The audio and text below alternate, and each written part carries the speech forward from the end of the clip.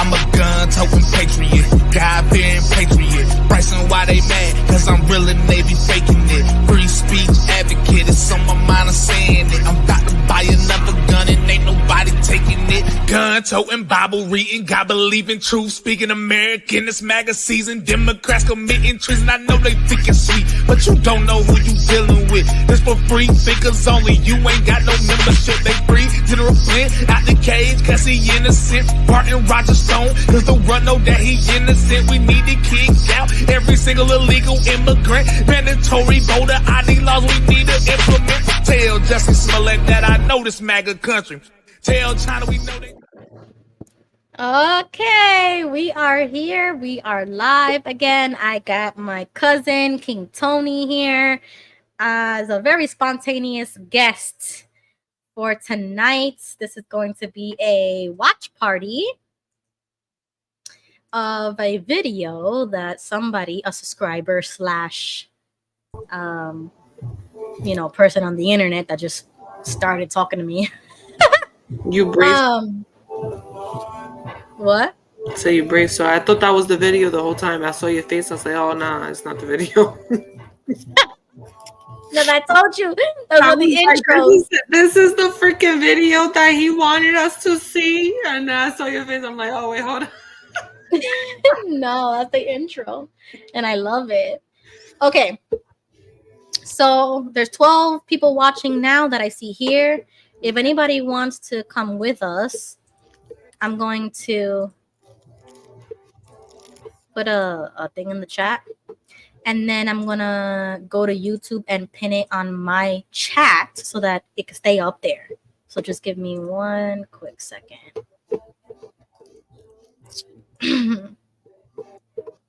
Okay. Let's see. Let's pin it.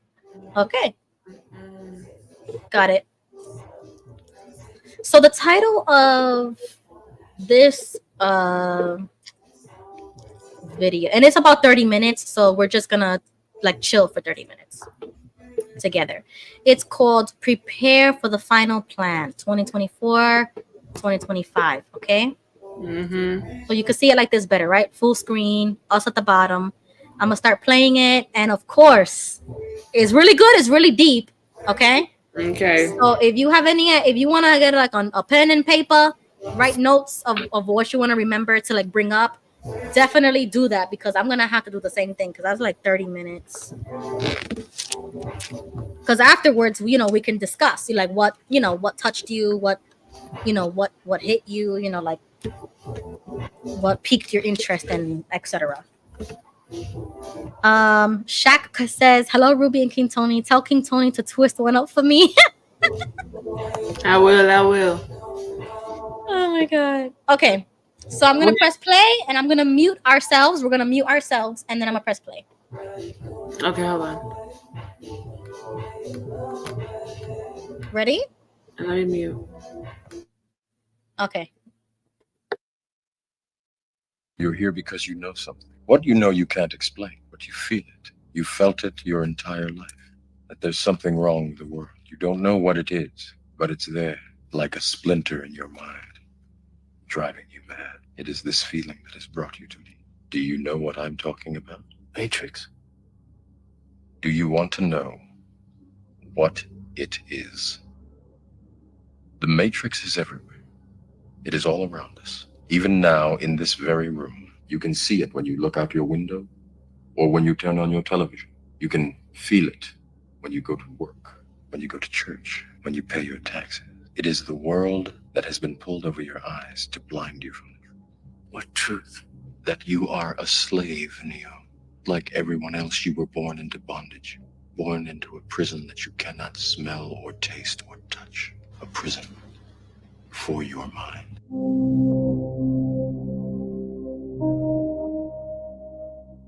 In the 1950s, television emerged as a groundbreaking technology that quickly became a fixture in American households. It wasn't just an appliance. It was a powerful tool, a weapon of mass deception. Why? Because it had the potential to shape public opinion, influence perceptions, and control the narrative right in the comfort of our living rooms. The news that millions of Americans received daily often came from just two primary sources: Reuters, and the Associated Press.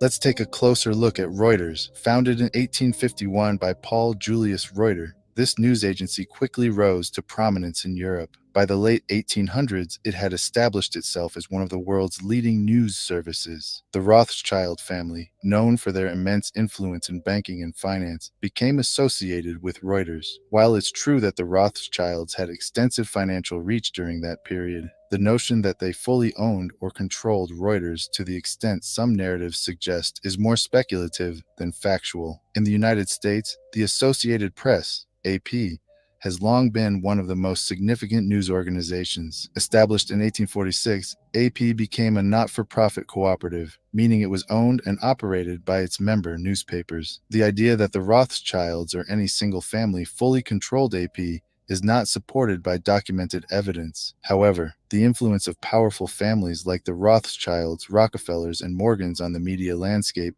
cannot be entirely dismissed. These families had vast financial networks and investments that often intersected with media, banking, and industry. Author Eustace Mullins, in his controversial book, Who I hope Owns Jimmy the joins TV if he wants Networks?, to. Link in argued the that the chat. major TV networks, radio stations, and newspapers were largely controlled by a small group of powerful families through their corporate conglomerates. While Mullins' work has been influential among certain circles, it's important to approach his claims with caution. The media conglomerates of the late 20th century did indeed include powerful corporations such as General Electric, Time Warner, Viacom, Disney, and News Corp. These companies had vast holdings that spanned television, radio, film, publishing, and even internet services. The concern raised by critics was that this concentration of media ownership could lead to a homogenized message, one that aligned with corporate interests and, by extension, the interests of the wealthy elitists who had stakes in these corporations. General Electric, for example, was not just a media company. It was also heavily involved in defense contracting. This dual role raised questions about potential conflicts of interest, especially when it came to how wars and military actions were reported in the media. If a company profits from defense contracts, can its media arm be truly impartial in reporting on conflicts? Then there's the issue of corporate sponsorship. Every television show needs funding, and that money often comes from large corporations. These sponsors have a vested interest in ensuring that the programming does not challenge their business models or political interests. As a result, the content on television can sometimes reflect a pro-business, pro-government stance, which critics argue serves to maintain the status quo rather than challenge it. This leads to the broader concern that while there may be many media outlets and voices, they are often controlled by the same underlying interests. The variety of channels and programs might give the illusion of choice, but if the same corporations control them, the diversity of viewpoints may be more limited than it appears. The intersection of media and politics is another area where concerns have been raised. The media has the power to shape public perception of political leaders, influencing elections and policy debates. The idea that powerful families or corporations could use their media influence to promote certain political figures or policies while suppressing others is a troubling thought. It suggests that the media, rather than being a neutral observer, can be an active player in the political arena. One of the most striking examples of this is the Bush family. The Bush family's rise to political prominence, from Prescott Bush's financial dealings in the early 20th century to George H.W. Bush's role as CIA director and later president, and George W. Bush's presidency, has been the subject of much scrutiny. Connections between the Bush family and powerful financial interests, including allegations of business dealings with controversial figures, have fueled speculation about the true nature of political power in America. The pursuit of global domination by powerful financial elites has been a subject of intrigue and concern for centuries.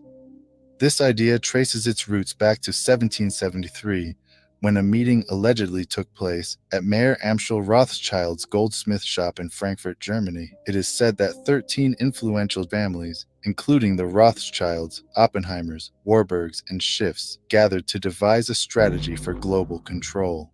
This plan, often referred to as the 3M formula, focused on gaining control over money, media, and the military. The formula's first two components, money and media control, were gradually implemented over the following centuries. Through strategic financial investments, the Rothschild family and other powerful banking families established themselves as dominant players in global finance. Their influence extended to the media, where they are believed to have played a significant role in shaping public opinion by controlling major news outlets. The third component, military control, has also been pursued, with efforts to privatize military functions increasingly evident in modern times. This shift has led to the rise of private military companies that operate alongside or in place of traditional government forces. These privatized military entities are often involved in conflicts around the world, raising questions about accountability and the true motivations behind their actions. But who are the terrorists these corporate soldiers are fighting, and where do they receive their training? One controversial answer points to the Western Hemisphere Institute for Security Cooperation, formerly known as the School of the Americas, SOA, located at Fort Benning, Georgia. Until its name change in 2001, the SOA was widely criticized for training Latin American military officers who later became notorious for human rights abuses, including torture, murder, and state-sponsored terrorism. The School of the Americas gained infamy as a school of assassins due to its graduates' involvement in numerous atrocities across Latin America. Among its most notorious alumni was Manuel Noriega, the Panamanian dictator and drug trafficker who maintained close ties with the CIA, while facilitating the trafficking of cocaine into the United States. The school's role in training such figures raised significant concerns about the ethical implications of U.S. military aid and training programs. In the context of global terrorism, the role of media and political leaders in shaping public perception is critical. On the second anniversary of the 9/11 event, President George W. Bush requested an $87 billion increase in military spending. Around the same time, a video of Osama bin Laden, the alleged mastermind behind the attacks, was released to the media, portraying him as a continuing threat. The timing of these events raised suspicions about the manipulation of public fear to justify increased military expenditures. Osama bin Laden's background is complex and intertwined with geopolitical strategies. Born into a wealthy Saudi family with close ties to the Saudi royal family and the Bush family, bin Laden's path to infamy began in the 1980s during the Soviet-Afghan War. The CIA, along with Pakistan's Inter-Services Intelligence (ISI), funded and supported the Afghan Mujahideen in their fight against Soviet forces. Bin Laden was a key figure in recruiting and training fighters for this conflict, which was less about ideology and more about strategic control, specifically the control of Afghanistan's vast poppy fields, which produced the majority of the world's opium. The connection between the drug trade and global conflicts has deep historical roots. The opioid epidemic in the United States, which has claimed hundreds of thousands of lives, can be traced back to the international drug trade that began in the 17th century. Queen Elizabeth played a pivotal role in establishing this trade, trafficking opium from India to China through the British East India Company. The profits from this trade were immense and helped finance Britain's global empire. By the 19th century, the British had granted opium monopoly rights to the Sassoon family, Jewish merchants who became known as the Rothschilds of the East. David Sassoon, in collaboration with the British Crown, profited greatly from the opium trade, particularly during the Opium Wars. These wars were fought to force China to accept British opium imports, leading to widespread addiction and social decay in China. The Sassoon family's connection to the British Empire was further solidified when David Sassoon's son, Albert Sassoon, married Aline Caroline de Rothschild, uniting two of the most powerful financial dynasties of the time. This marriage symbolized the fusion of the drug trade's profits with the vast financial networks controlled by the Rothschilds, extending their influence across the globe.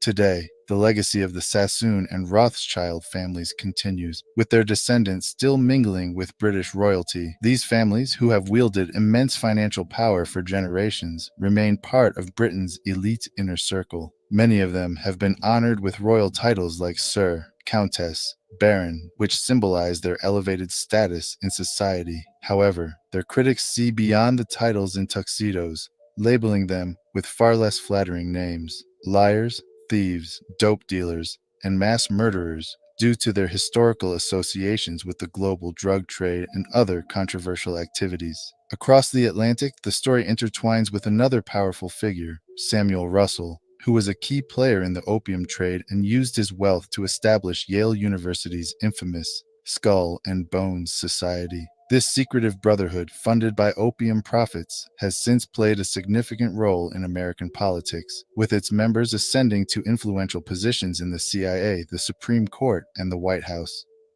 One of the most notable Skull and Bones men was George H.W. Bush, who became CIA director in the 1980s.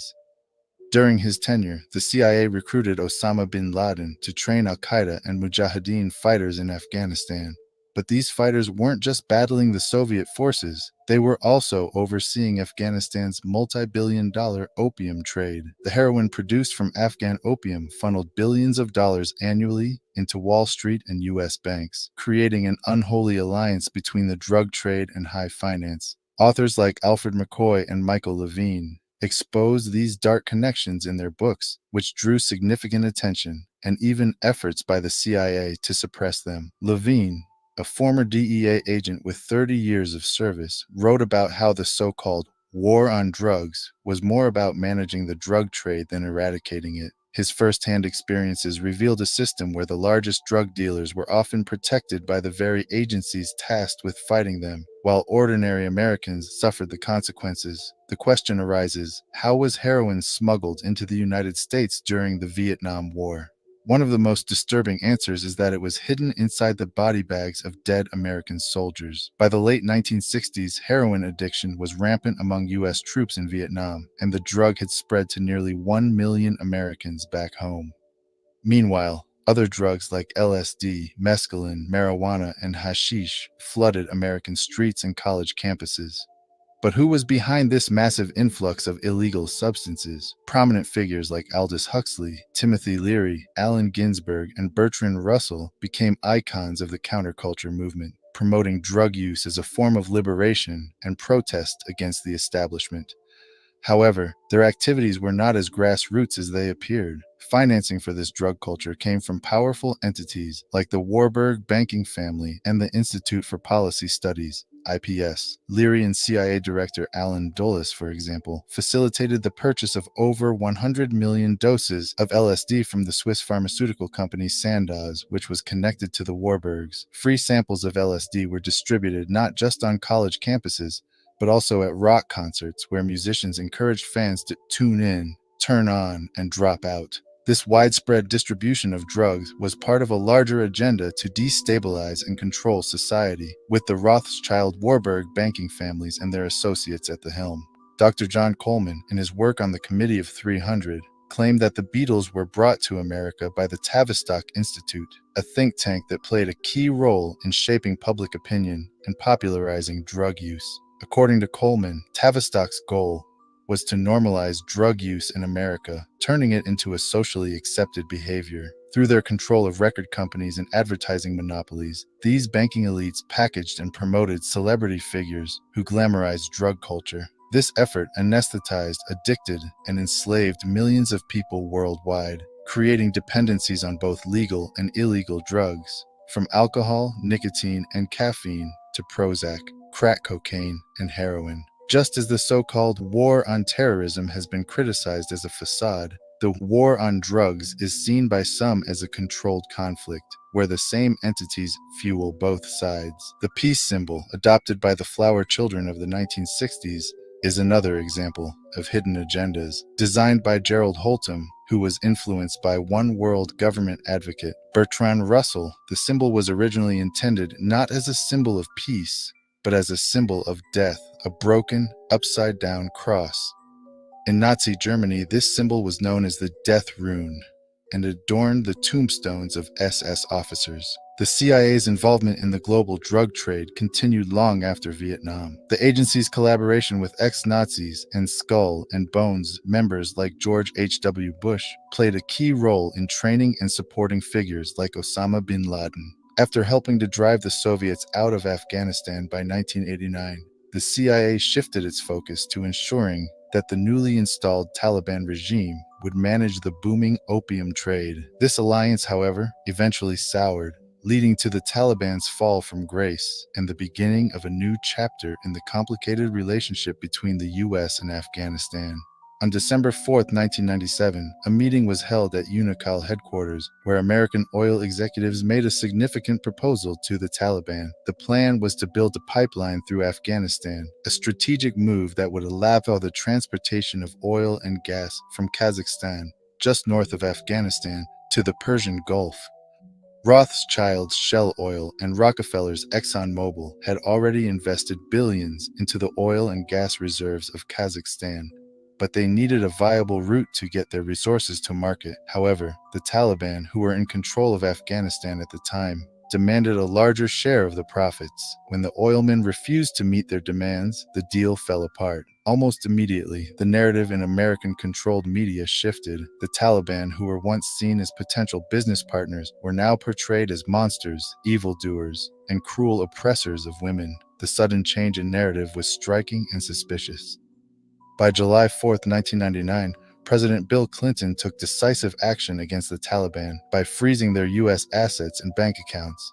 He also imposed trade sanctions on Afghanistan, further isolating the country from the global economy. Then, in February 2001, the Taliban made a surprising move. They destroyed most of Afghanistan's opium crops. This act was significant because Afghanistan was the world's largest producer of opium, which was the raw material for heroin. In response to the Taliban's destruction of the opium crops, U.S. Secretary of State Colin Powell announced in May 2001 that the United States would provide $43 million in aid to Afghanistan. Officially, this money was a reward for the Taliban's efforts to eradicate the opium trade. But there were concerns within the newly established George W. Bush administration that the funds might be used for more nefarious purposes.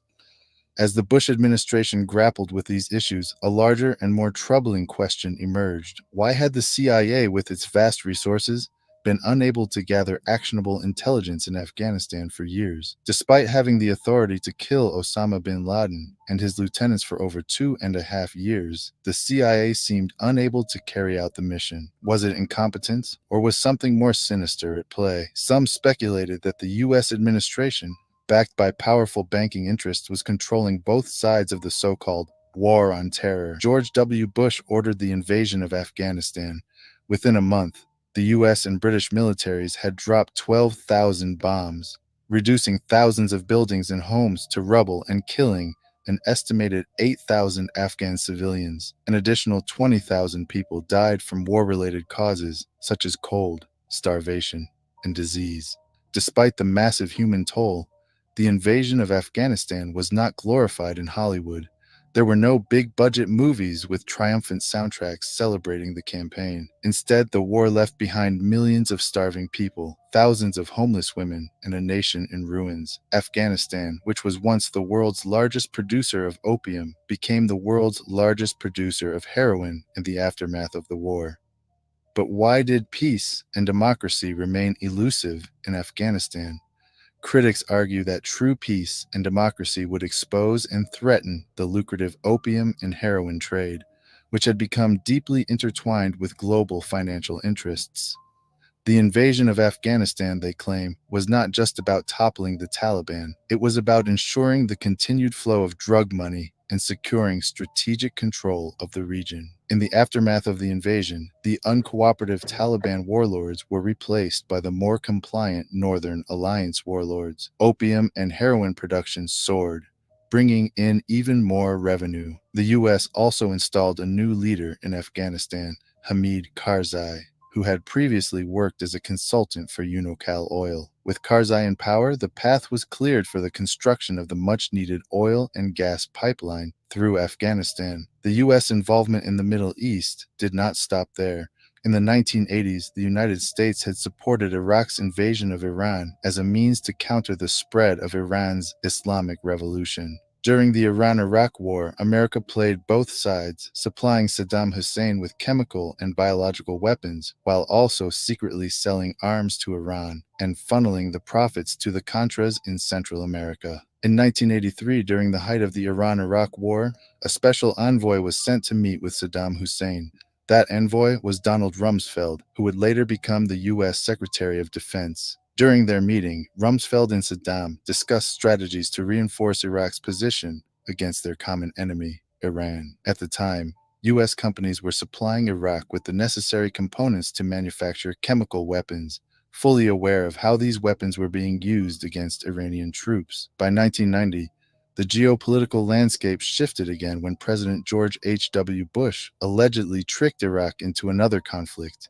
This time with Kuwait. The U.S. supplied Kuwait with horizontal drilling technology that allowed them to extract oil from beneath the Iraq-Kuwait border. This siphoning of oil enraged Saddam, leading to Iraq's invasion of Kuwait. Despite Bush's earlier assurances that the U.S. would not interfere, he quickly mobilized a military response, framing the conflict as a mission to liberate Kuwait. The wars in Afghanistan, Iraq, and other regions of the Middle East have long been viewed as driven by more than just the fight against terrorism. They are seen by some as part of a broader strategy to control the region's vast oil and drug resources, ensuring that they remain under the influence of powerful corporate and financial interests. America's handling of its toxic waste problem took a dark turn during the Gulf War, when the U.S. military began incorporating depleted uranium, a byproduct of nuclear reactors, into its munitions. These radioactive bombs were dropped on Iraq, leaving a deadly legacy of contamination. Under President George H.W. Bush, the U.S. not only devastated Iraq's infrastructure and water systems, but also crippled the economies of both Iraq and Kuwait. The aftermath of the war saw enormous profits for companies connected to Bush through the rationed Iraqi Oil for Food program and lucrative reconstruction contracts in Kuwait. But the devastation didn't end with the war.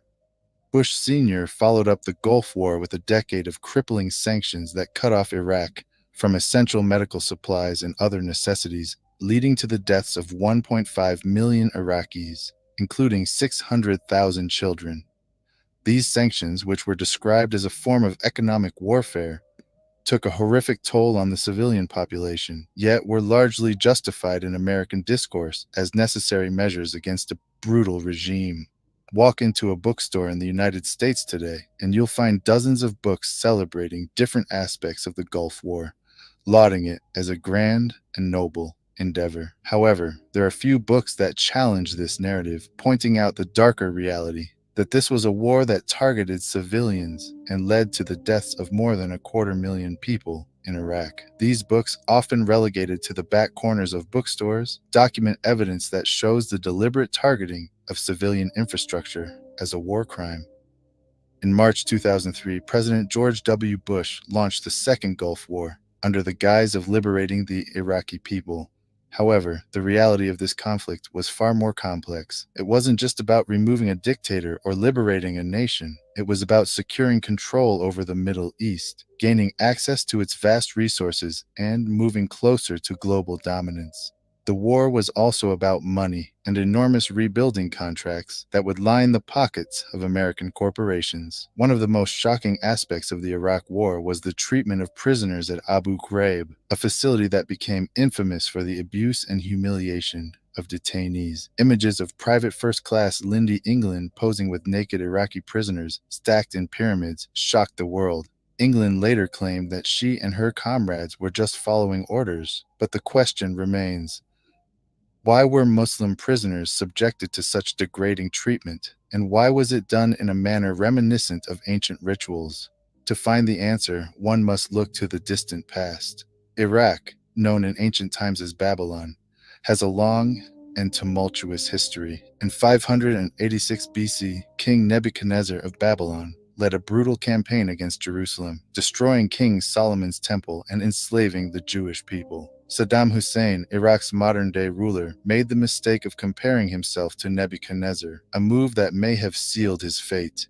The capture of Iraq and the downfall of Saddam Hussein were not only about oil and geopolitics, they were about settling an ancient score.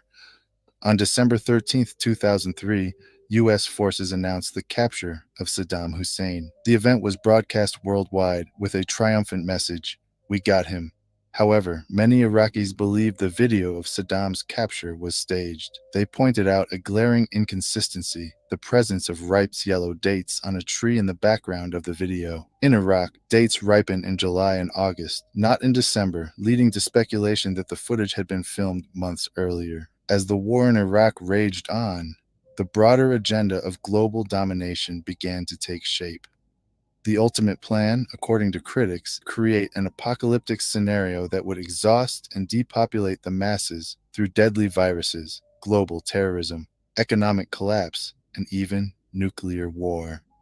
In the aftermath, a charismatic leader would emerge, offering a solution to the chaos, a promise of eternal world peace. This leader would argue that the only way to achieve lasting peace is to eliminate the root causes of war. He would suggest that border wars can only end by creating a world without borders, religious wars by creating a single, unified religion, economic wars by establishing a cashless, debt-free society, and rivalries between rulers by installing a single world government. The tools of war, from handguns to nuclear bombs, would be abolished, and a global military force would be established to enforce this new world order. At this point, you might be asking yourself, why does any of this matter, and where is this going to end up taking us? Here's the thing most people don't realize. I believe these answers and more can be found within the pages of the Bible. Bible prophecy talks in extreme detail about where the world is going and what is going to happen. And it all starts with a man who is imbued with the power of the devil himself, known to the world as the Antichrist. This world leader will be the most popular man that will ever walk the planet Earth. He will be embraced by the whole world as the man of the hour. He's going to bring an apparent peace. He will rise as a finance man, a peacemaker, but emerges as the most powerful dictator that the world has ever seen. He will be a dynamic, mesmerizing public speaker. Apparently, this is the way he will literally sway the world, and it talks about him winning the hearts of the world, not just taking power over them, but he wins their hearts. He convinces them that he is the one who can bring world peace and prosperity and security. He's a convincer. He's able to persuade people like no one ever has before. The Bible also speaks of him as having supernatural power, doing signs and wonders. He's going to be a very convincing act. He's going to be the most attractive leader. There's a tendency because of our spiritual orientation to paint him in evil colors, and that is certainly valid, but it won't be apparent to the secular world. He is going to be the peacemaker. He's going to solve problems that no one has been able to solve to date, and as such will be embraced by the general population. He will be a media man's dream. He's not going to have to shoot his way into power, but people of the world, disillusioned with disorder and bankruptcy and all these individual and infectable problems and drive-by shootings and revolutions and the manageable state of world affairs. He will welcome a great world leader to man with a plan. Every tribe, every tongue, every nation will worship him, and not just follow him, but worship him. It speaks of him as being a miracle worker, a person who will appear to be a very good man. In fact, many characteristics of a Messiah will be found in him, but I believe that as Revelation 13 describes, he will be personally indwelt by Satan. He is energized by and upon of a final scheme by Satan himself. When Satan's attempt to counter it, the real Messiah, in an attempt to thwart God's purpose. This frozen fire is portrayed in Revelation as a rider on a white horse, the first of the 4 horsemen of the apocalypse. His control of the world becomes so complete that no one will be able to buy or sell anything without his mark of 666 in their right hand or on their forehead. Anyone taking his mark is doomed to spend eternity in the world. All who refuse to take his mark, or to the mark of the beast, will be hunted, died, and killed. We will force all people to take a mark, called the mark of the beast, without which no man will be able to buy or sell. This will probably be linked to a global, cashless economy, which will be introduced in the wake of some economic calamity. This is not out of the realm of possibility within the very next few years. A strong government then will be able to control every person on the base of the earth, because when we spend money, they'll know where we spend it. When we receive money, they'll know when we receive it. Every purchase we make is going to be recorded. Cash is gone. Everything is digital. You start to pay for the groceries. Your number comes up. The lady or the man says, "I'm sorry, but your number's been deactivated." Then you go back to what the Bible says, and he's given power of the money so that people cannot buy, they cannot sell without his mark, without his number, and so on. According to the Bible, these 7 years will be a time of tremendous deception. The world media will promote this global leader and his agenda. During this period, all religions will be considered equal and unite into one compromised worldwide spiritual organization. It's interesting that this coming world leader will apparently be successful at causing a universal one world religion. That sounds very appealing to the modern mind, but it is directly antithetical to the teachings of Jesus Christ. In order to bring the world together as one, it's going to have to be done with a religion. I think we have that religion just over the horizon. I think it's going to be an occultic religion. It's going to be a pagan religion. It's going to be a religion that will syncretize all of the other religions of the world. We can naturally presume that he somehow is going to bring together the New Age, Islam, Catholicism, the apostate Christian church, and so forth. There's going to be an integration politically and economically, but ecclesiastically or religiously. A second person, referred to as the false prophet, will rise to world power within this organization. This false religious leader will coax everyone into giving their allegiance to the Antichrist by performing great miracles. The true believer, those that are God's own, will avoid being deceived only by supernatural means. Jesus says, if it were possible, the very elect would be deceived. But personally, it's not possible. So the elect, that is those that are God's chosen, will be supernaturally protected from the widespread deception on the earth. This charming world leader's promises of global peace begin to unravel as the other 3 horsemen of the apocalypse ride across the earth, representing war, famine, and disease, which brings death to 1/4 of the earth's population. Incredibly, the real horrors have yet to begin. Catastrophic earthquakes, destructive meteor showers, and unprecedented natural disasters follow. Although people know these judgments are occurring because of their rebellion against God, they refuse to repent and instead cling even tighter to their false leaders for help. Hail and fire rain down from the sky, causing 1/3 of the earth's vegetation to burn up, 1/3 of the sea creatures to die, and 1/3 of the ships of sea to be destroyed. 1/3 of the fresh water supply becomes poisoned, while the sun, moon, and stars are darkened to 1/3 of their light. In 90 AD, the prophet John saw these future events unfold in a vision from God. He obediently recorded them in a section of the Bible called Revelation. There he describes the visited creatures not of this earth that come to torment people. That torture is so bad that people beg to die. As if all this wasn't enough, an army of 200 million kills another 1/3 of the remaining population with fire. During this whole 7-year period of time, there will be earthquakes, volcanic eruptions, tidal waves, natural disasters of every sort, which will produce great devastation throughout the earth. In addition to nuclear warfare and all the horrors that go along with it, there will be plagues, famines, diseases. The Bible says that more than half of the people who will be alive in the earth will die within that 7-year period of time. Man is now saying, I am autonomous. I am master of my own destiny.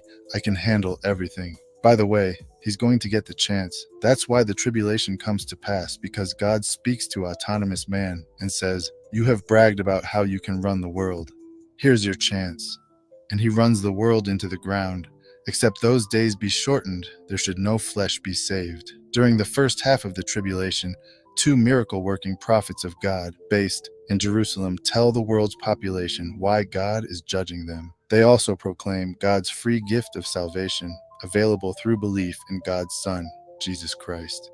Exactly 3.5 years into the 7-year period, the world leader kills these 2 prophets and enters the rebuilt Jewish temple in Jerusalem. There, he demands the entire world worship him as God.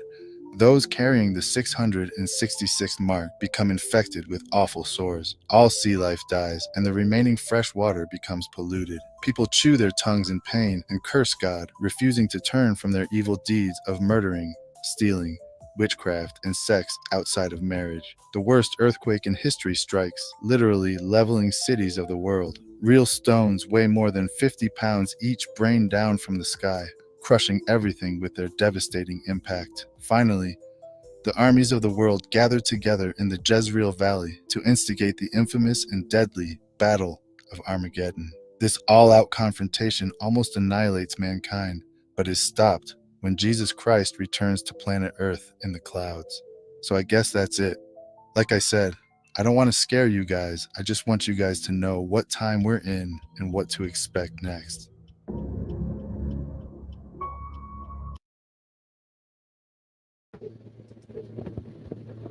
Okay, you can unmute yourself now.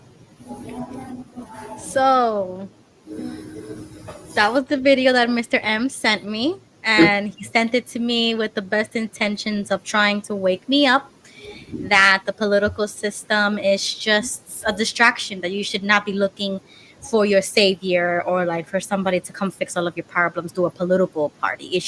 Your savior should be yourself. That's what he kept telling me. Like, you should believe in yourself and save yourself and stop putting your trust in politicians.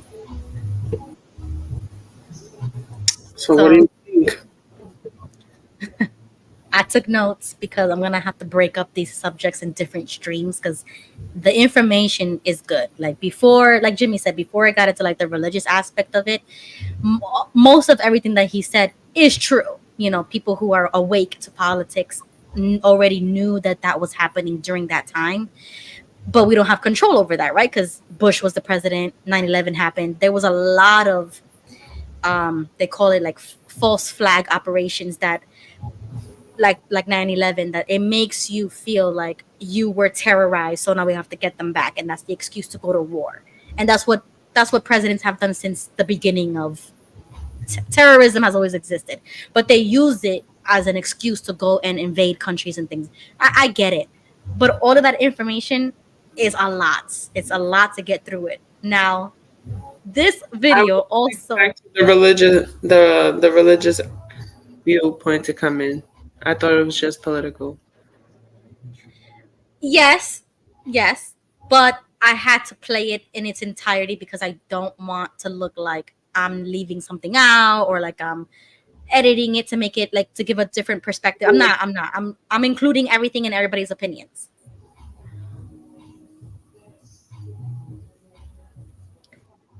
But I mean, if we are gonna touch on the religious aspect of it, like you said before, it's prophecy, right? So this kind of That's what I was talking about before. I was saying anyone who's religious would be their viewpoint, is that they're not going to trust in that political power because they believe that's Satan, or that's the distraction. You're supposed to be focused on God's government and right. that. So that's why I was saying before. It's Right. you're religious and political at the same time. I agree. I don't believe that we can separate politics from religion. I do believe that a lot of it is intertwined with each other, except that our foundation of government has been set up with Christian values, but the society is no longer Christian. And so the society and the government are bumping heads because So they don't agree. who do you believe is Babylon the Great? False religion. I still believe that. Right. So in the Bible, false religion is what's intertwined with government. That's what the Jehovah's Witnesses said. Okay, so that's where Bible. That's just from the Bible. If you read it, that's what it says. Okay. So the prophecy is saying that they would use the government to get their will done, or something to that effect. Like they would come and attack us. The point is that Babylon the Great is with the government. It's all intertwined. It's mixed. So I don't know. Okay. That's just if you're going based off the Bible. Okay, but that's why I said false religion. False. Yeah, that's Babylon the Great. Okay. So right? you see how you have to like really like once you get into that, it's deep. Like if you go down that rabbit hole, it's really hard and deep. Yeah. Because I hold some of those beliefs still, but then I kind of like got rid of that and I don't believe it anymore. So it's kind of hard. That's why it is kind of like weird that he put it together in his own video. Yeah. I'll link it so that you can see like what his channel is about and what he talks about. But that's his thing, End of Times production. That's what he talks about, End of Times and stuff like that. Yeah. But the whole thing about the Antichrist I'm telling you, every single time I get into these topics, I feel like Jerry is speaking to me What? from a different realm. When they started talking about the Antichrist, you don't remember? Jerry was always talking about the Antichrist. He used to call Pascal the Antichrist. Remember? Oh my god, he's so bad. I know, but you see, that's the thing. It's like we've been exposed to so much humor and joking and just like trying to get the truth through those little bits of humor, because that's how, I guess, that was just his way of teaching us. Like it was just a way of planting those seeds, and then later on in life, I'm learning and I'm waking up to politics and everything, and I'm coming across videos like that, and I feel like Jerry's speaking to me because I feel like he's still in my life. Somehow he's just still around. It's weird to say because you know how we just believe like once you die, you're asleep, you're resting in peace, or like you don't exist anymore. Yeah. But ever since I started going to this Orthodox church, I've learned how they view the dead, and they don't view them as dead. Like they view them as still alive, but in God, in Christ, in heaven. And so I've started to pray for my dead loved ones. I started to like pray for their souls and pray for them because I still feel like deep down inside they can still have the journey to go to. I personally don't see what's wrong with praying for your loved ones, period. Yeah, but more importantly, because they're dead, they don't have a physical body to repent and to seek forgiveness. So it's more important to pray for them as they have already died. Why would they need to seek forgiveness? When you die, your death is forgiveness of all sins. You don't need to seek forgiveness because you died. Death forgives all sins. Right. I get your line of thinking, but the thing is, it's like, you know how we are in the physical world. We can make changes. We can change our opinions. We can do those things. It's not the same in that realm. So once you die, it's like you can't really do anything about it. So that's what intercessions, that's what it is. You're intercessing so that you can help these loved ones reach heaven. It's like a whole thing that you would have to understand what I'm saying. I would have to show you what I'm talking about. But basically, is that they don't have the ability to do what we can do because we're in the physical world. So I started praying for Grandma and Jerry's like soul. Like I started praying for them. Yeah, but nowhere in the Bible does it say to do that, to pray for your dead ones, because they have to pass to the spirit realm, or they have to pass to the Bible. It says plain as day, once you die, you've paid for all your sins. There's no need to pray for their forgiveness. That doesn't make sense to me. Not for forgiveness, but that they can find their way to Christ. Like they could find the light, that they could find that they couldn't get there, that they would be able to get there and have access and go to heaven. Like that's just how they view that. Control over that. That's God's choice. If they find him, that's because God allowed that, or he chose them. If they don't, but as a church, they pray for their loved ones, especially Christians. They pray for them so that they can get there. Because nothing is guaranteed. Like that's like a thing. But you can pray for them so that they can hope to make it. That's just how the Orthodox, that's what I'm learning. So I'm just saying that's how they are. That's how that. I mean, I've heard about praying for them when they're alive. Sure, you could pray for that them too, but they died when I started learning about Orthodoxy. They had already passed away, so I didn't have the opportunity to do that. Oh, right. But that's what I'm saying. Like now that I started to look into that and start praying for them, that's how I feel Jerry's presence. It's like I feel that in certain things that I'm learning, people that I meet, encounters, interactions. It's like I'm noticing that realm is probably real or something. Like I don't know how to explain it. I'm just saying. No, I understand. There's nothing wrong. There's nothing wrong with it. It's like nowhere in the Bible does it say you can't do it. So. Right, but they are also like not. I'm gonna do another segment of like talking about religious subjects, like separate from my political show. Yeah. But that's the thing. They don't necessarily believe like just what the Bible says. They also have like church history and other canons and church father writings that they follow. So it's not like sola scriptura. They don't just believe what is in the Bible. So that's where all of these traditions come in play. And then I'm learning about what they do. So I'm just saying that. But that's how I feel about when he brought up the revelation, like I just told you, and you brought up prophecy. He brought up the Antichrist. That to me feels like That's what something Jerry would say. That's a position that he would start joking about. But then now that I'm learning about real Christianity, like that chart that I told you, I'm gonna share it to you after we're done. Mhm. But basically, it's that all of that is symbolic, not literal. So everything that he said in the last 10 minutes of the video is not literal. That, like that doomsday Armageddon type of scenery that he was showing us. I don't believe that that's going to happen Well, literally. if you don't believe that that's not going to happen, then why do you believe in the Bible? Period. Because it then What do you mean? I'm saying if you think that's not literal, then the whole Bible's not literal. Then it's a book. I don't. Well, but certain things are literal because they are literal writings from like the I'm just saying apostles. someone could argue that. Okay, here's the difference. When you talk about prophets, right? A prophecy is something that came to them in a dream or a vision, and then they write about it. Mm-hmm. That's symbolic. Revelation is symbolic. It was a prophecy revealed or like a vision revealed to the writer who wrote. I forgot who the writer of Revelation was, but that's who wrote it. They wrote their vision. They wrote that prophecy. That doesn't mean that it's literal.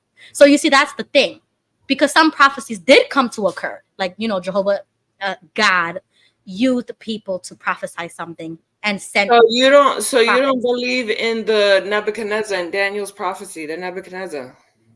I believe that prophecy. I believe everything in the Bible. What I'm saying is that prophecy and not believe in Revelation. I do believe. I didn't say I didn't believe in Revelation. I'm saying I don't believe that those things are going to happen literally, which is what the presenter in that video said. Oh, there's going to be a third of this dying, a third of that dying, earthquakes and volcanoes and everything that he described. I don't think that that's literal. I view it as symbolic, like the same thing with the 144,000. That's not literal. Those are symbolic. See, numbers mean things. Numerology, like everything is connected. Once you start digging you deep, don't believe that the 144,000 is literal? No, that's symbolic.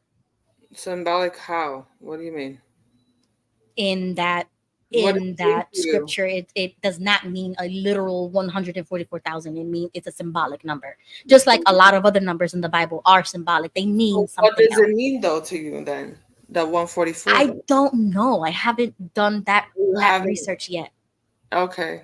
But I know for a fact, like, that's not a literal number, which is why the Jehovah's Witnesses and other denominations, they use those things to turn it into a literal and then say, that's me. I'm the one. I'm anointed. I'm the 144,000. I'm the faithful and discreet slave. And they put themselves in that position, which is blasphemous. So that's how they manipulate people, because they try to say, oh, I could interpret the Bible better than Orthodox Christians who have been believing something for 2,000 years. Like all of a sudden, God revealed something to me. You know what I'm saying? Like that's how things start.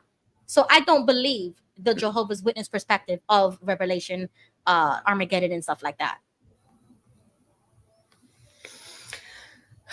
Wow, this could go. Which is why I know that I'm gonna have to explain myself, because I'm gonna sound like I'm contradicting myself. But again, I'm learning. I'm still learning. I'm still inquiring. So I'm gonna do a separate show. Yeah. And I don't know it all either. I'm just I somewhat still believe in that still. So I'm still trying to. That's the thing. You see, that's what it is. Figure it out. You still believe that the Jehovah's Witnesses have got some things right, but most things wrong. Well, because if we're talking based on the Bible, if we're talking just on what the Bible is stating, and why every religion. Yeah, but even their interpretation of the Bible is wrong, though. That's what I'm trying to tell you. Even their interpretation of the Bible is not right. So what we thought we knew was right is wrong. That's what I'm saying. That's why I go to that Orthodox church and I ask them specifically, what does this mean? How do you view the afterlife? How do you view Armageddon? Because literally, we believe something completely different than any other cult or religion, because Jehovah's Witnesses have deviated so far that it's even harder for us to reprogram what we thought was true. Mm-hmm. And when I saw this other video that targeted Jehovah's Witnesses in the Orthodox community, and I woke, like, my mind blew. And then I saw the chart of why I was having the same issue like you, because I was like, how do you believe this is literal but not this? Exactly what you just said. That's where I'm at as well. So I'm going to continue asking these questions. But that's why I said that about the Antichrist. I do believe that that's going to happen. Somebody's going to rise up and be like superhero, Superman, and save the world, and that everybody would come behind this one person, and that describes the new world order, that we would have one religion, that that's why the Bible says to be neutral. The only government you're supposed to be promoting or be thinking about is God's government. If you're mixed with the political, you're bound to like fall into a trap like that and follow the Antichrist. That's what Mr. M was telling me in the chat. He's like, you keep talking about politics and you keep talking about voting and this and that, and you're missing you're gonna miss the sign. You're gonna miss the right. I understand where he's coming from. Yeah, I totally understand that.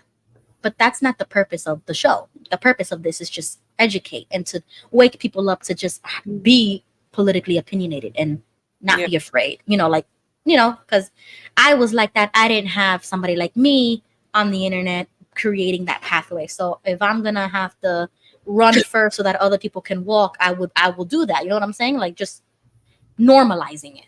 Because I didn't have that, and I felt very alone and very like scared to talk about my feelings when it came to politics. And then that's how I met Jimmy. I met him on Twitter, and he was the very first person who told me like there's many Trump supporters and like right-wing people, even in the XW community, but they're quiet. They don't say anything. So you feel like you're alone, but you're not alone. And I was like, oh, thank God. At least somebody told me that. Yeah. So you know what I'm saying? I'm trying to create that for that. Mr. M is telling me, oh, well, basically, like I could contradict myself because I'm saying, oh, I believe in Jesus, I believe in Christ, and then I'm over here getting into politics and like putting all my faith and everything into politics. That's not what I'm doing either. I just get involved because I feel it's like an American duty. It's a moral duty. I don't know. I just feel like it at some point it's gonna interfere. No. Okay. So when the characteristics of the Antichrist come, like the video showed us, would we be able to identify it? You wouldn't be able to identify it because you're not even red-pilled to the politics in general to begin with, in my opinion. I feel like only God's gonna let you down. Okay, but the second coming, right? That's what they call the second coming of Jesus Christ when he comes in the clouds. You think that's gonna be too late already? Too late for what? To realize that you've been bamboozled by the Antichrist, and then you already submitted. I think so. Like I use the example of this is what I personally, because I always said, like, how is it that God is gonna just wipe mankind like that? Like there are good people out here that just really don't know, or they never had the guidance, or there's just I just can't see God as that heartless and merciless. Like, yeah, I don't think he'll do that. When Moses did his whole 10 plagues and whatever, trying to get his people back, at the end, the Egyptians, there were Egyptians that ended up following and believing because they put the blood on their door and then they were saved. Yeah, I think that just like that people will have that opportunity to make a choice.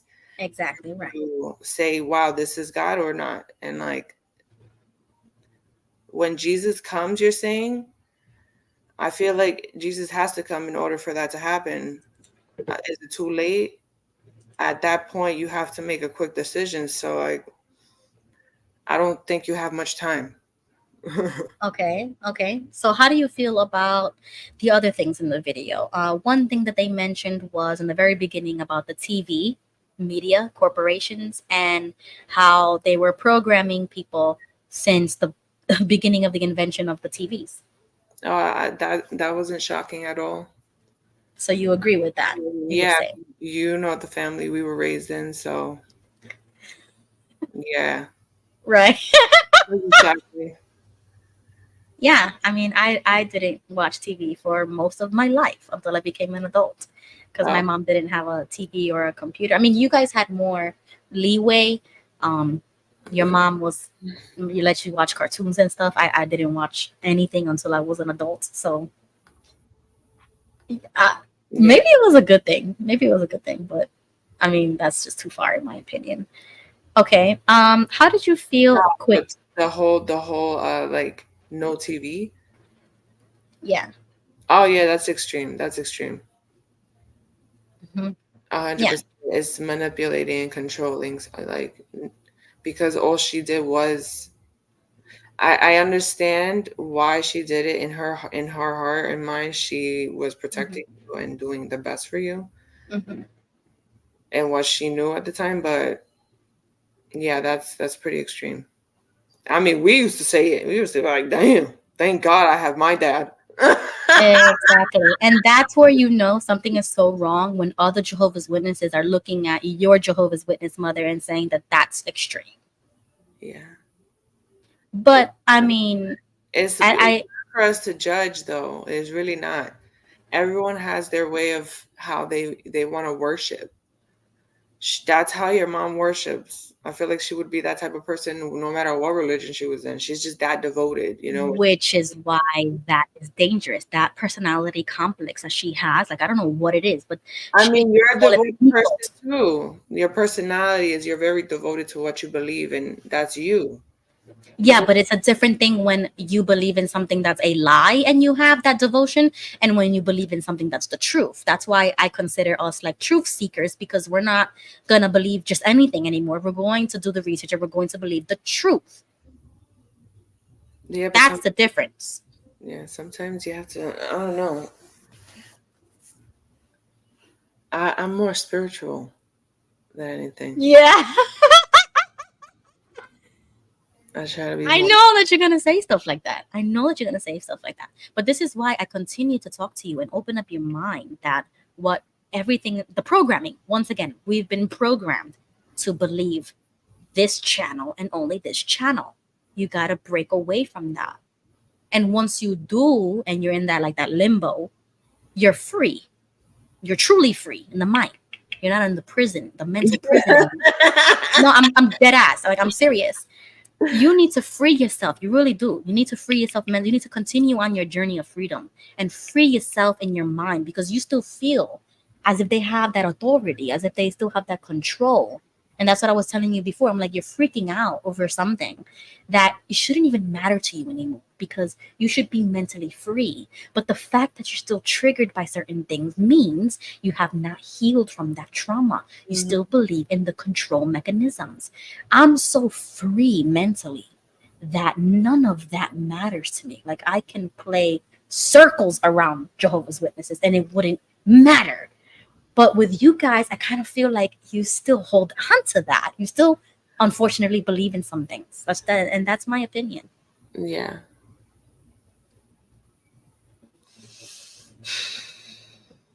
You gotta take that red pill. It's You that gotta swallow it. there's just certain things that I just don't agree. I'm a person that you have to make me understand for me to believe what you're Me too. I'm such a logical thinker, and it's like if I don't understand from the beginning to the end, I will never be on the same page. Yeah. And I've been putting this brother through it. His name is Richard, and he does the Bible study. And we were there for 4 hours, going back and forth. And then other people would interject, and I'm like, guys, I don't think you understand where I'm coming from.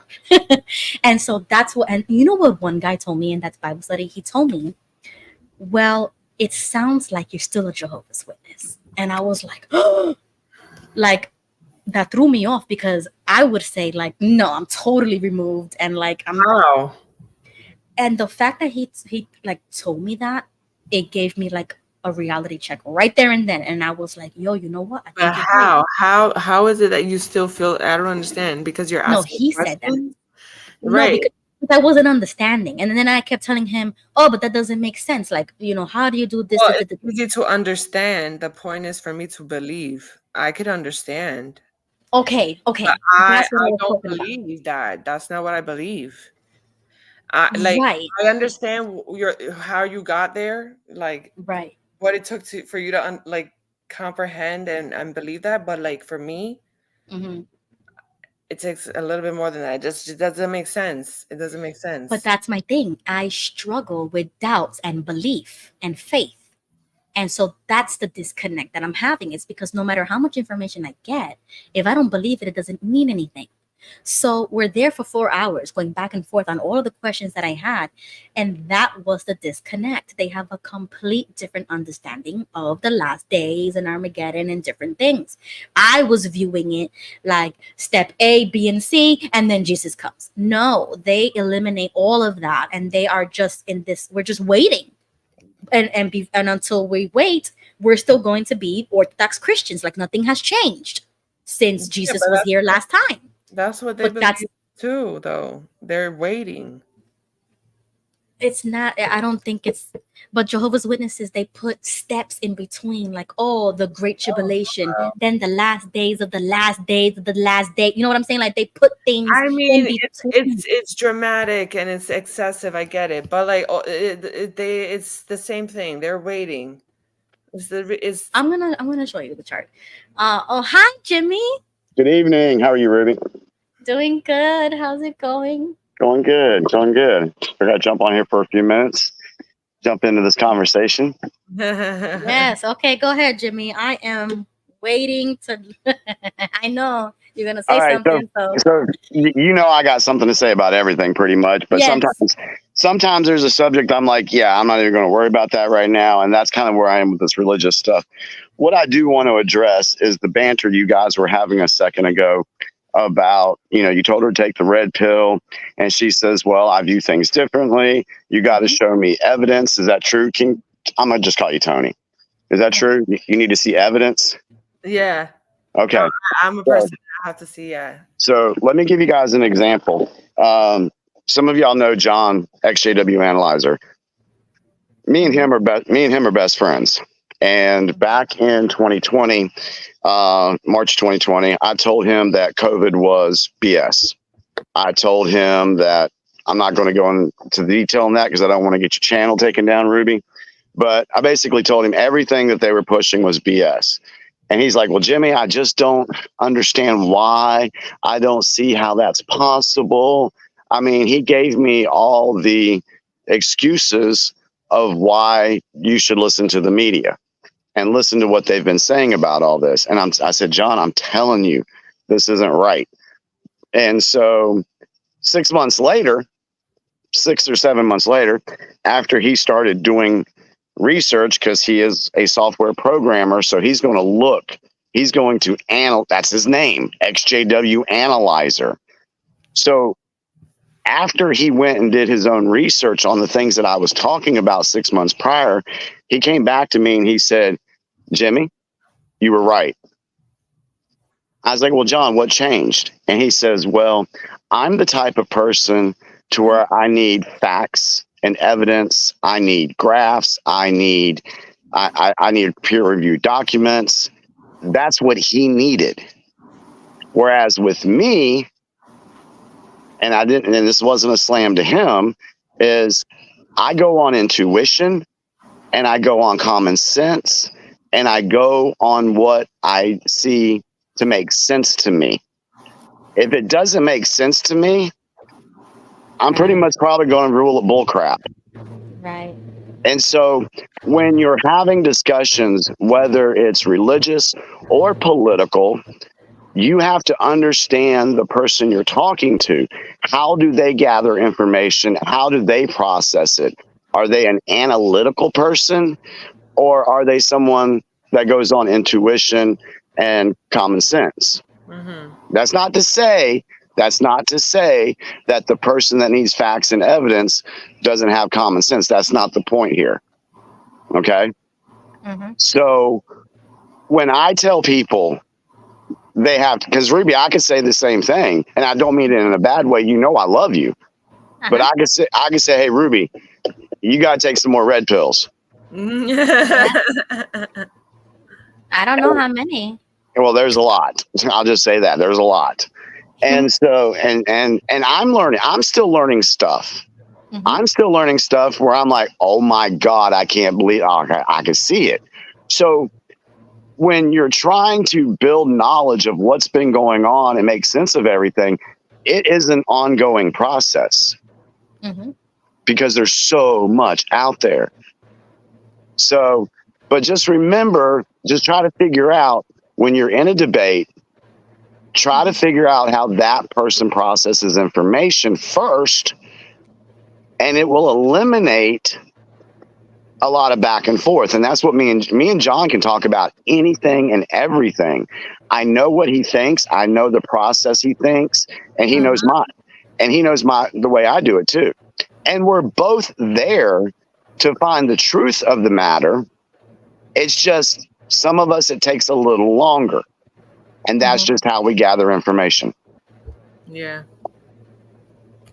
Yeah, totally agree. And that's what they were telling me. They were like, I think you're getting too much into like the logistics of everything. Like you're too logical sometimes. And you have to remember, sometimes you do need. What does that even mean, to be too logical? Like you need to, like you were saying, trust yourself, trust your intuition, or have faith in something when it comes to certain subjects. And I get that because I lack that. And I was honest about that. I was like, sometimes I don't believe in anything, even when it comes to politics. Like sometimes I do have that doubt, like, oh, like what Tony said, everything's rigged, they're gonna install somebody anyway, what's the point? And you kind of get into that feeling, and I go into those feelings sometimes. Well, I mean, there's pros and cons to both sides. I just choose to have a little less stress in my life. Because I feel like it's stressful. When you listen to those arguments, it's upsetting. It drains you. It's like, what good or what change are these people really going to bring to involve me this much? I don't know. Right. Well, I had that viewpoint as a Jehovah's Witness for 40 years, but something in my spirit, in my soul throughout my life has always been, there's always been some sort of patriotic duty that I need. Maybe it was because my dad was in the military and I grew up in the military, but I also grew up as a Jehovah's Witness too. So, wow, really? Yeah, my dad was an unbeliever, but my mom was fully in. I mean, I went to Japanese kingdom halls and had to have the earbud in there for the translator to say what they were saying. Wow. So there's something in me that, oh God, where was I even going with this? The patriotic feeling because you're that I feel like there's something that I need to do to help others get involved. And that's the thing.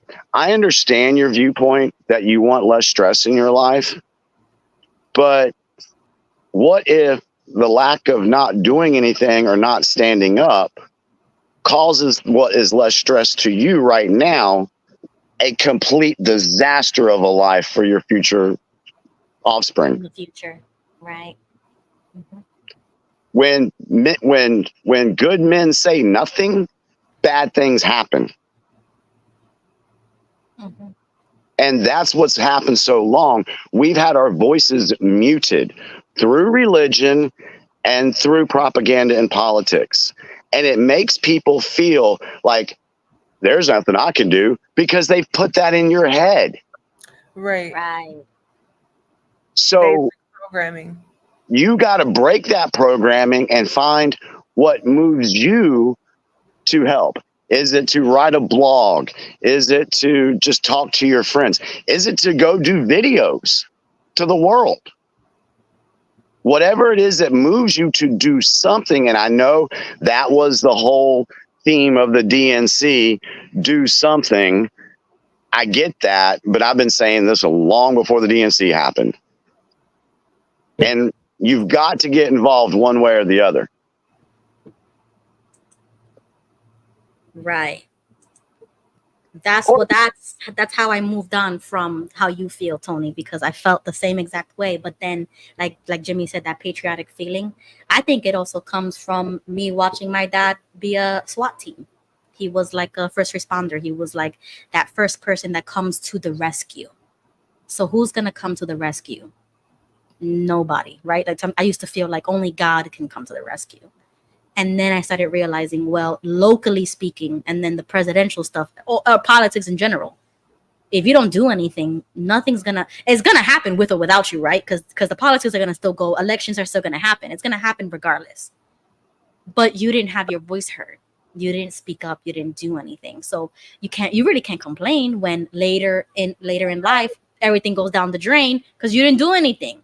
And Right. and that's how I felt. I'm like, I need to get involved because I don't want to be the one complaining that inflation, economy, border, all these things. I don't want to be complaining. And then when they ask you, well, did you vote? Did you do your research? Did you speak to representatives? Did you get involved? And then I say, no. Like, what? No. I feel like I have to get involved so that I can be a part of the solution instead of being a part of the problem. You know, I just had a thought, Ruby. Don't mean to interrupt. Did you you have more to say? Go ahead.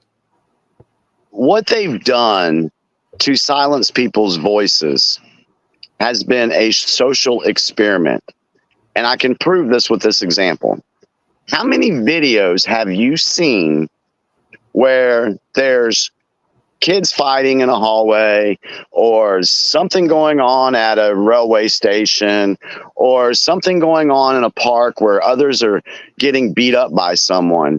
And what do the people around them do? Do they step in to stop it? Do they just pull out their phone because they want the views on their TikTok channel? Mm-hmm.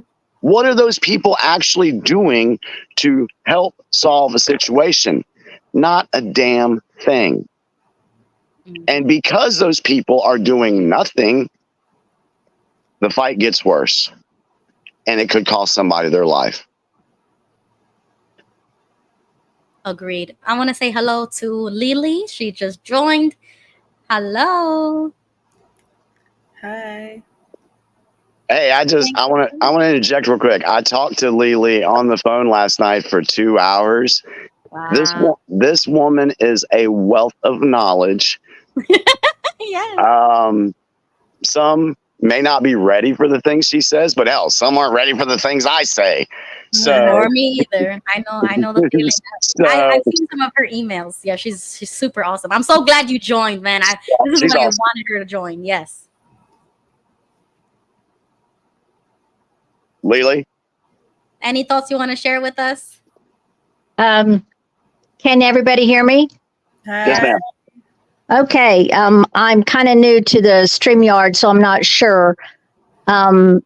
So you're able to hear me now, right? Yeah. Yes, loud and clear. Go ahead. Okay. So I'm not able to read anybody comments. So if somebody asks a question, I'm not really sure. Mhm. But to your friend, is it Tony? Yep. Hi. Tony, I am an XJW. I am almost 65 years old. I was in it all of my life, since pretty much the only thing I ever knew as a little child. Wow. So I understand your thought processes on some things and how hard it is to look outside of the myopics of what we were raised with. Right. And depending upon what year somebody came out and their experience when being out, because what happens to a lot of people when they come out, they don't really do a whole lot of exploration. They're not really taught to be hungry for what we refer to as the truth, right? They don't go looking for other things that are outside of what that, little bubble we were in. And people like Jimmy, they got out and they went into high school, college, and then the master program. They went through everything to try and learn. And that's what I am here to say is for everyone, and myself included, there's so much to learn beyond the religious conversations, the political conversations, and all of these. But what happens is people end up where their gut is telling them, oh, I can't trust anybody, or how do I know? And I know you don't know me from anybody. That's what I've been doing the last, 40 years Wow. is learning. and I try my best to find as reliable sources. And it's called deprogramming ourselves from the main narratives that the ones running our, world, the events of the world, these programs that they've put in for us to follow. And you have to be very, very open-minded and say, I'm like a baby. I don't know anything, and then start over again in learning. And whenever, they say when a person is ready, but at the same time, we know that unless we push ourselves, we're not ever ready. There has to be something pushing us in our hearts to want to learn real knowledge to get us out of this matrix. And that's where the concept of the red pill came in, is actually becoming then someone who does do the searching and does find the pathways out of the matrix. Right. Totally agree. Yeah, I understand. Any thoughts or questions? I'm not gonna lie, it's been really hard for me to deprogram. It is. Especially It is very hard. grandmother, and she passed away. So like in my heart, like I've always believed in what they taught, and now that I'm not, it's hard to me to just fathom the fact that everything I learned is like A lie. A lie. yeah, like I don't and like for me it's like someone would have to help me, or I would have to learn something else to replace that. Because I was just telling Ruby that this week I'm thinking about like being a witness. I already knew what my purpose was. I already knew what I had to do. It was like preaching, going to meetings, praising God. Like, and now that I'm not living that type of life. Sorry, let me touch on that real quick. Yeah. Was that your purpose, or was that what you were indoctrinated to do? Right. Well, I was raised that way, so that's all I knew. So it wasn't your purpose. I know where you're coming from, though. You felt like that's what you needed to do. I was the same way. But when you wake up and you start learning all the other stuff, time will tell you what you should be doing. The quote universe, that's what I say. The quote universe will tell you what you need to be doing. And the example that I have for you is when I started speaking out against Watchtower and creating Facebook groups and reaching out to all these people, there were times I was like, why am I even doing this? Okay. But I knew I was helping people as a way to get back at Watchtower, because all those years I thought I was literally helping people out in the field, field service. So they took that away from me. So I said, you know what? How about I just turn that around and I go help other folks learn about Watchtower and how evil they are. And so then when I did that, I felt like I had said enough that I needed to say, and I went political. And when I went political, there were times that I'm like hours on end of research, and I'm like, and I do my videos, and I'm like, why am I doing this? Yeah, that's self-doubt. Here's the thing. I can't stop it. I have to keep doing it for now until the universe says, Jimmy, your mission is over. Hey, Tony, Ruby has my number. If I knew how to maneuver the chat thing here, I'd figure it out for you. I'm offering my number to have like a conversation off of, the line where you can, ask me different questions. And I can offer some thoughts to help you to begin the journey of potentially freeing yourself from where you are. Because where you are at this point is you're sort of doing what Watchtower trains you to do, not really learning outside of the bubble, not learn. You're neutral, as they would say, be neutral with the world. And what Jimmy found was that there was a whole lot about the world that even the regular people are stupid asleep. They don't know. Yeah. They don't. And there's a difference. It's like, and this is, I didn't even know. I got out in 2000, and this was before computers. I'm very old school. Okay. Email, telephone, this is like, a big thing for me here. I've talked with a few other YouTubers on theirs because there's a few others that are also like me. We're out there.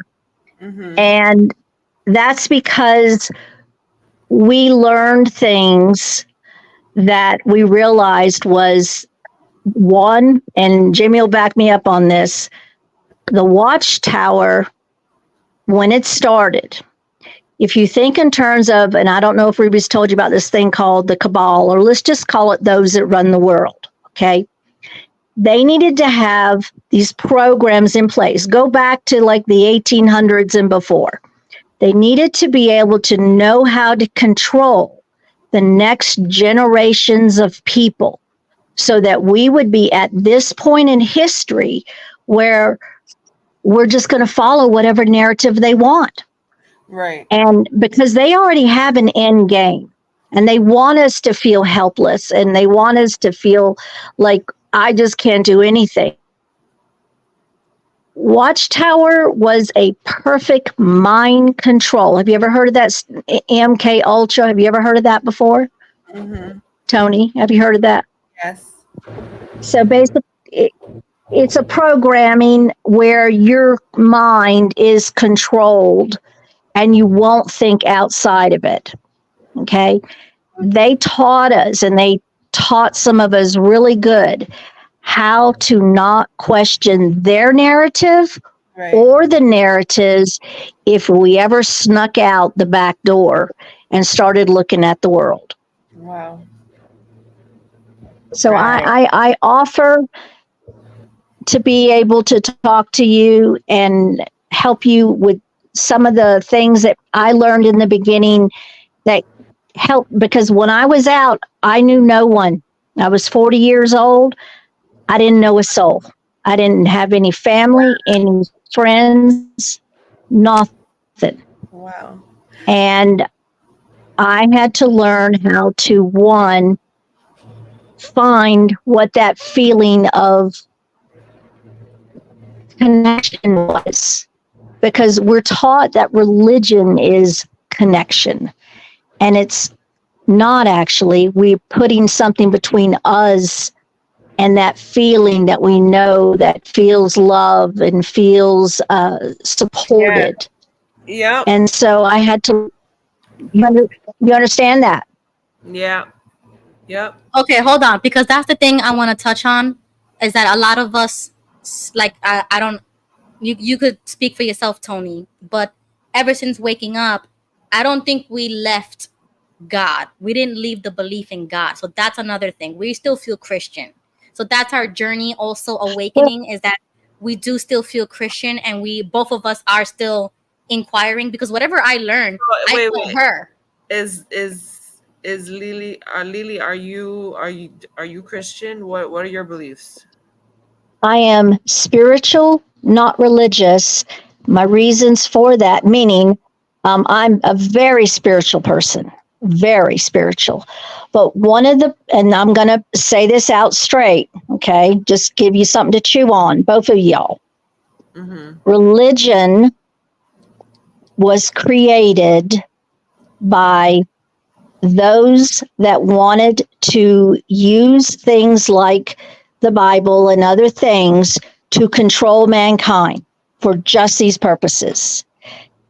Whenever you listen to people whom have, they call them Bible scholars. What I learned outside of the religion, and millions of other people like me have learned, is that the best way to keep control of people is to not let them search or learn what, you know, how the Vatican has like all these books, you know, Right. you guys have heard of that. Okay. And so there are scholars, there are people whom actually know what a lot of these books say. And Right. they themselves have written books that have basically said that all of this is a lie. And that the concept of separation, we need to keep separation in there. And so y'all have heard of things like God with a big G and God with a little g, right? Mhm. Yeah. So they say, you know, I remember how in the religion we'd say, oh, God, and we Jehovah God, we call him Jehovah God, right? And we say that's the one true God, and all other gods are false gods, right? Mhm. Yep. Okay, Yeah. so now whenever you get out of religion or Jehovah Witness, when you get out of that, then you go to the place that says, okay, so now I'm going to let myself explore religion and see which one of these gods, you know, is the true God. And that's the concept of you're still looking for something that you already had program in your head. Okay, I got to find somebody over me, a leader. Okay, that's gonna be my that is salvation. exactly what I was telling. We had this conversation, Ruby, did we not, in a different Yeah. So stream? hold And on. So wait, hold on. Let's take a quick break and let Tony tell us a little bit of feedback. How do you feel so far with I what you agree just heard? 100% with her. This is exactly what I was trying to have you explain to you, that how can you leave one religion and just jump? I'm not saying you jumped right into another. thank you, Tony. But I believe Thank you. that all religion is basically the same. Correct. And I Yes, believe ma'am, it that is. I'm more spiritual than anything. I don't think I need a religion to believe in God or to believe in a higher power. That's what I believe. So Good. for me to jump Yes. into So, another religion, Tony, we're on the same page. contradicting myself. Like I'm literally doing the same thing again to me. Like why would I jump back into someone who's trying to manipulate and brainwash me into their belief and their way of living their life? Perfect. Tony, you're 100% That's how correct. that's exactly right, Ruby. I've been saying this for how long? This is exactly We've been having these conversations, especially since I started going to this Orthodox church, and I've been sharing this with you because you're the only other person that I can talk to in real life. That is my family. So I know you feel that way. But so tell me now, because this is what's confusing, right? You call yourself spiritual. You say, "Oh, I don't need like an organized religion. I don't need to go to church every Sunday to believe in God." So Right. okay, I respect that. That's why I share my journey in an educational way, especially with politics. I'm not biased. I'm not trying to push a narrative. I don't judge you guys either. Like I completely understand why you feel the need to have someone guide you. I explained in the previous stream that sometimes people don't know how to guide themselves and they need someone for that guidance. Like I can't judge them. They're not at that stage in their life where they're able to do that for themselves, and they need that. Right. Okay, but their life. Okay, right. I totally agree with you, right? But then this is the roadblock that we keep hitting, is because I still feel like I believe in God, right? I believe in Jesus and Christianity and the Bible. You say that you feel spiritual, but do you actually are you still Christian? Do you still feel Christian? Because then you say that you still believe the Jehovah's Witness. Sometimes No, I said certain things that they say I could believe it still. Meaning like it's nothing too deep or like at the end of the day, like I feel like whatever's gonna happen, it's gonna happen.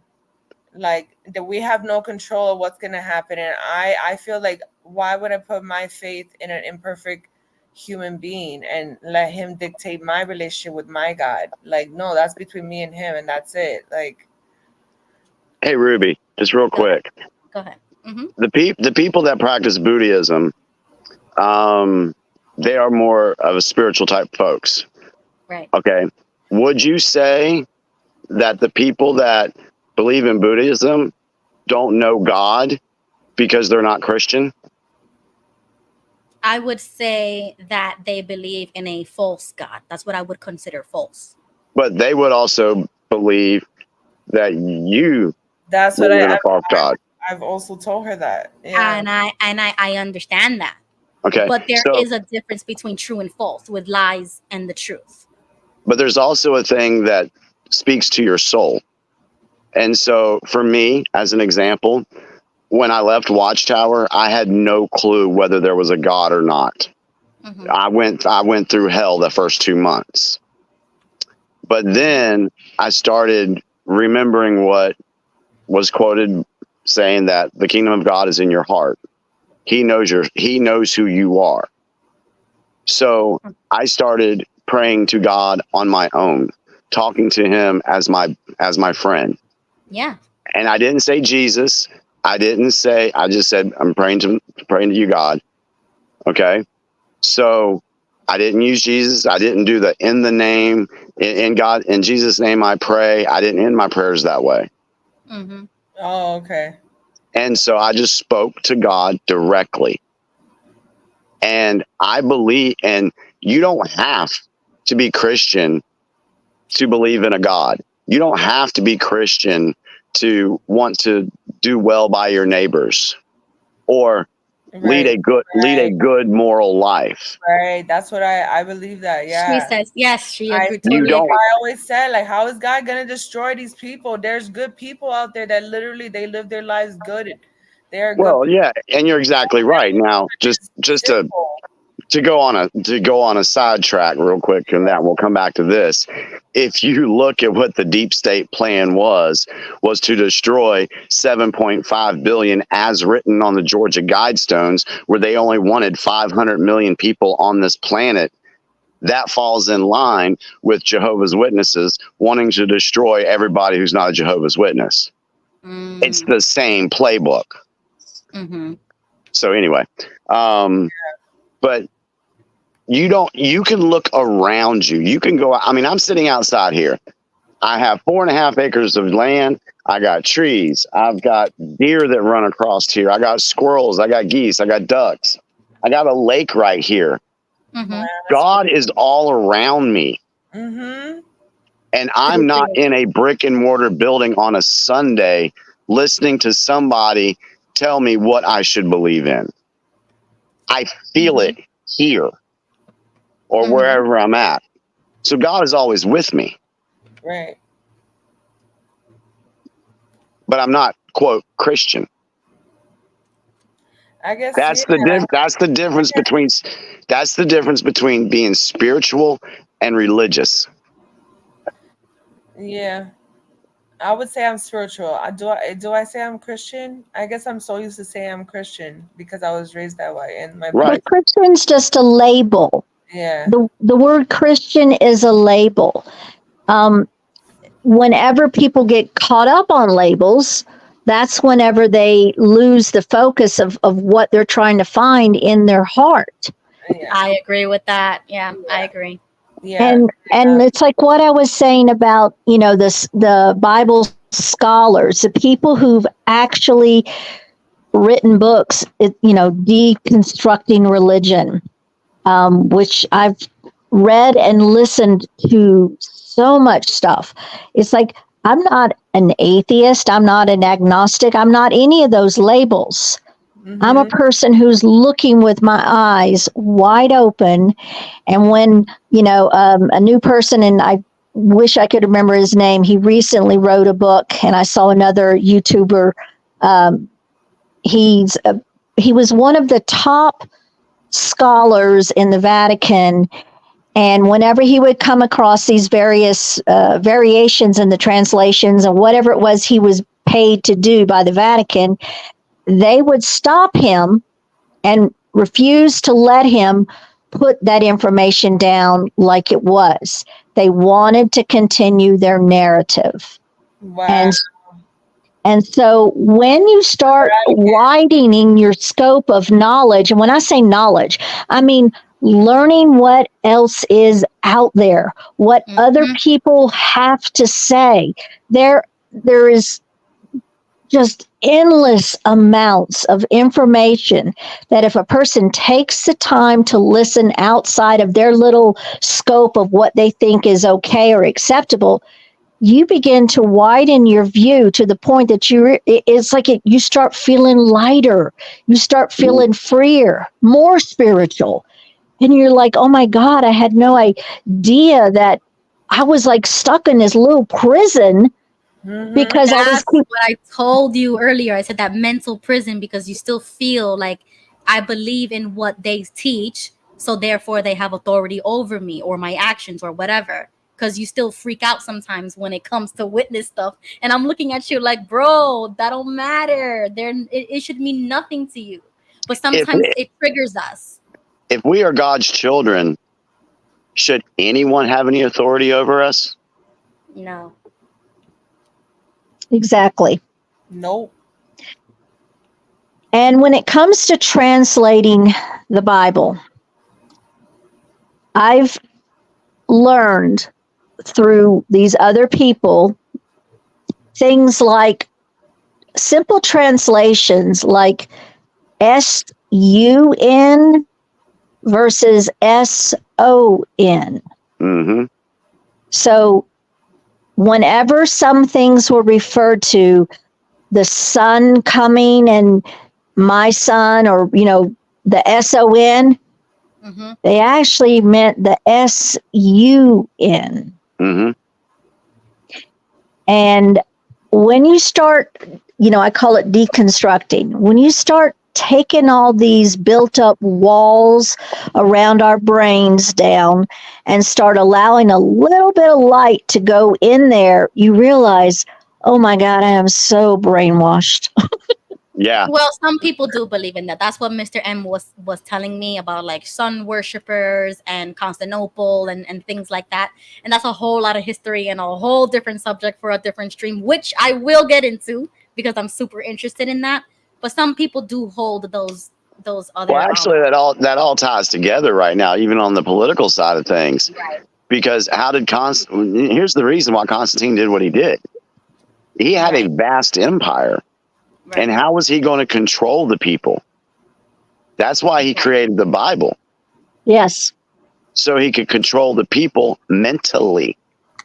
Jimmy, that is a fantastic point. Absolutely. Because when you go back in history to whenever they were setting about their control factors into place, and we're going back, hundreds and thousands of years, their molding of history, and let's see, what can we do? And they're sitting there thinking, okay, we're going to create a book, and we're going to call these people, we're going to call them Christians. Yeah. We're going to call them Christians. It's like these things were created.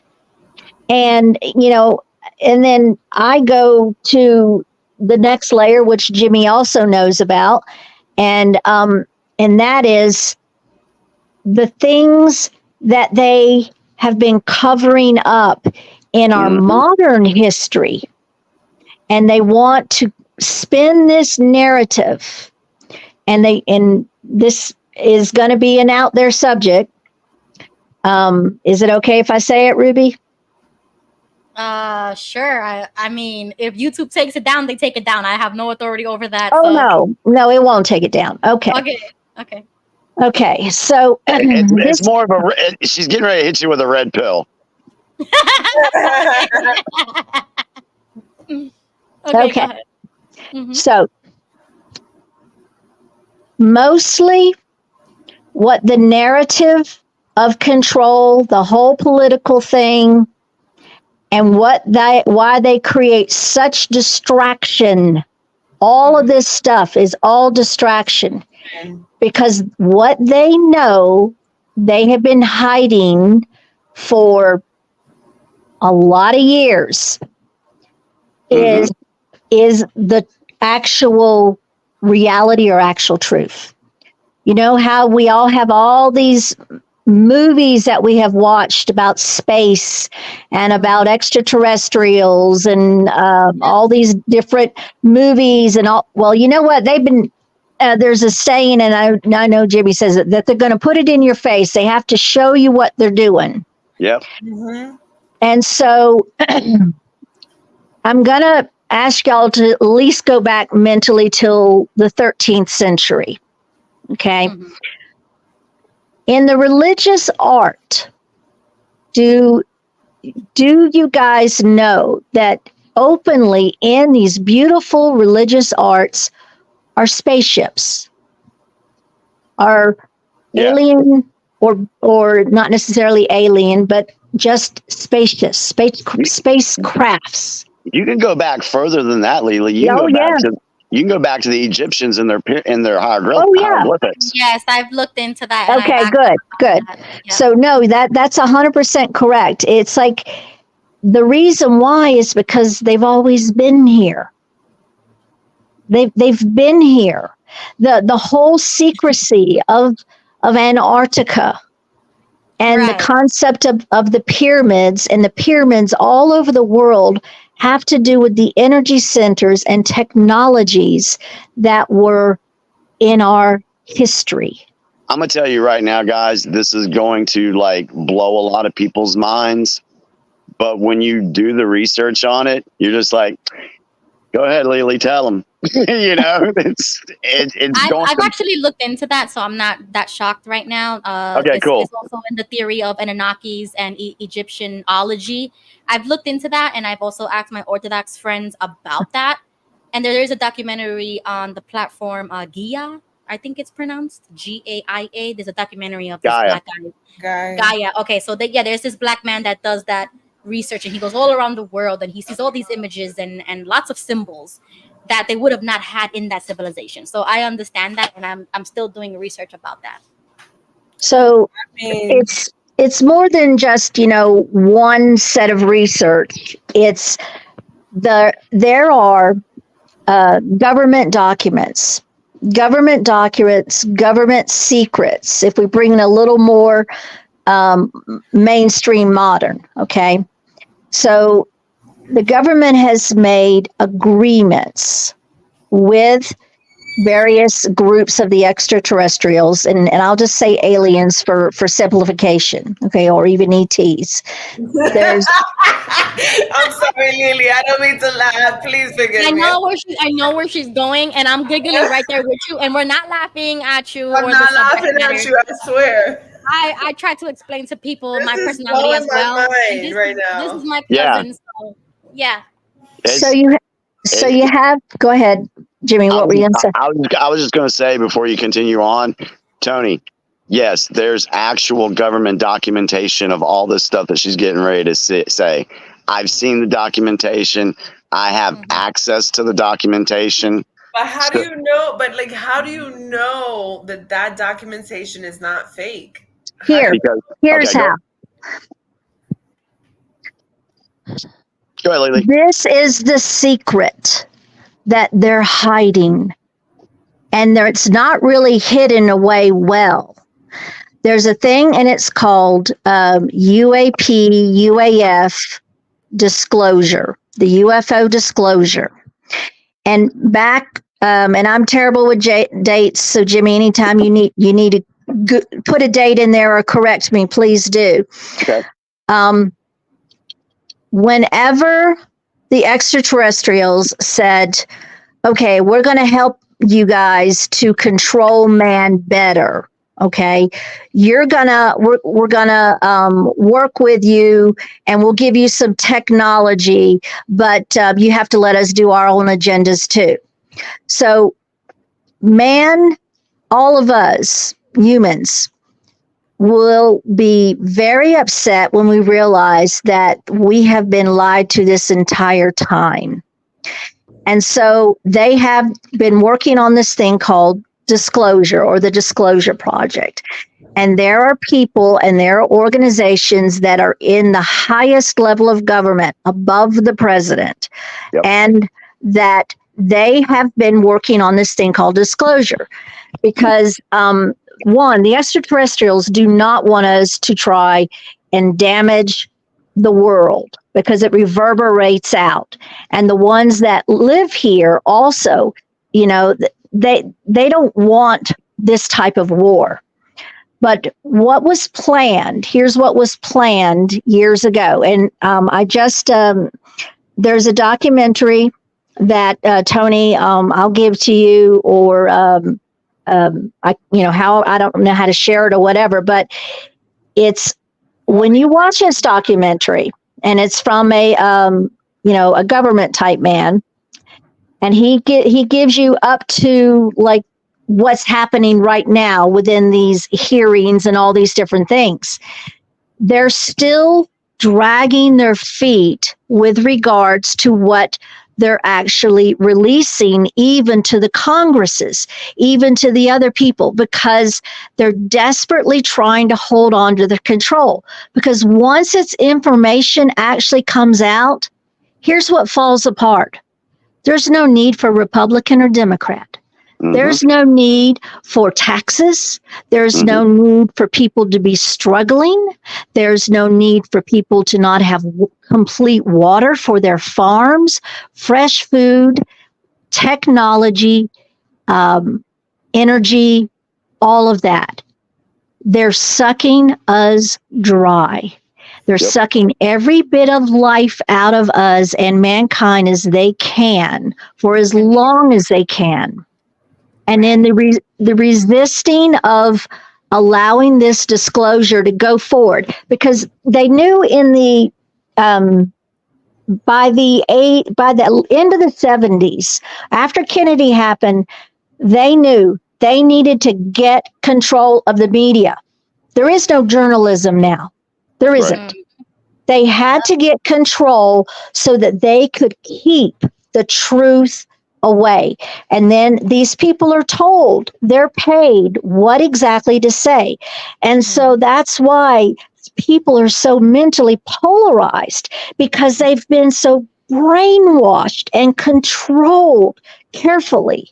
Yep. And if it wasn't for people like Jimmy and myself and millions and even billions of other people like us who realized, you guys are lying to us. How do we know? Because there's enough current history. There's enough books and current history from the 30s and 40s and 50s talking all about this stuff before this level of censorship happened. Exactly. Yes. And so I call it kick the can down the road.